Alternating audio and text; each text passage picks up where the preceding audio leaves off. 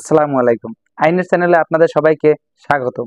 জমি কেনা-বেচা বা মালিকানা নিয়ে আমরা প্রায় একটি কথা শুনতে থাকি, দলিল বড়, রেকর্ড বড় নাকি দখল বড়? আসলে কে আসল মালিক?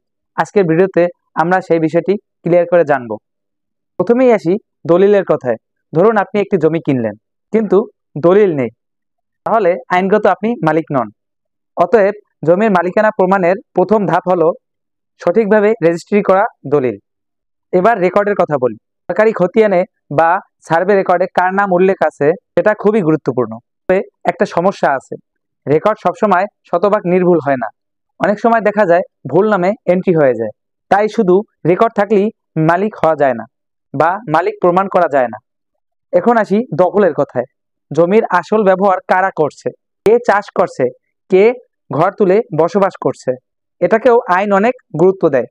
কারণ অনেক সময় দেখা যায় দলিল আছে, রেকর্ড আছে, কিন্তু বাস্তবে জমি অন্য কেউ দীর্ঘদিন ধরে ব্যবহার করছে। তাহলে এখানে প্রশ্ন হলো, কোনটি বড়, দলিল, রেকর্ড নাকি দখল? অ্যাকচুয়ালি আইন বলে তিনটি খুবই গুরুত্বপূর্ণ। দলিল ছাড়া মালিকানা নেই, রেকর্ড সরকারি প্রমাণ হিসেবে জরুরি, আর দখল বাস্তব মালিকানার শক্তিশালী ইঙ্গিত।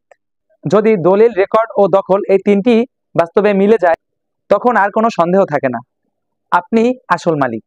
কিন্তু যদি কোনো গরমিল হয়, তখন আদালত সব দিক বিচার করে চূড়ান্ত মালিক নির্ধারণ করে। তাই জমি কেনাবেচার ক্ষেত্রে শুধু দলিল দেখে কখনোই সিদ্ধান্ত নেবেন না। দলিল মিলিয়ে দেখুন, রেকর্ড হালনাগাদ আছে কিনা তা দেখুন, আর দখলও যাচাই করে নিন। এগুলো মিললেই আপনার জমি নিরাপদ থাকবে। ভিডিওটি যদি তথ্যবহুল মনে হয় তাহলে লাইক, কমেন্ট আর শেয়ার করতে ভুলবেন না। আর আইন বিষয়ক আরও ভিডিওর জন্য চ্যানেলটি অবশ্যই সাবস্ক্রাইব করুন এবং পাশে থাকা বেল আইকনটি প্রেস করে সাথেই থাকুন। ধন্যবাদ।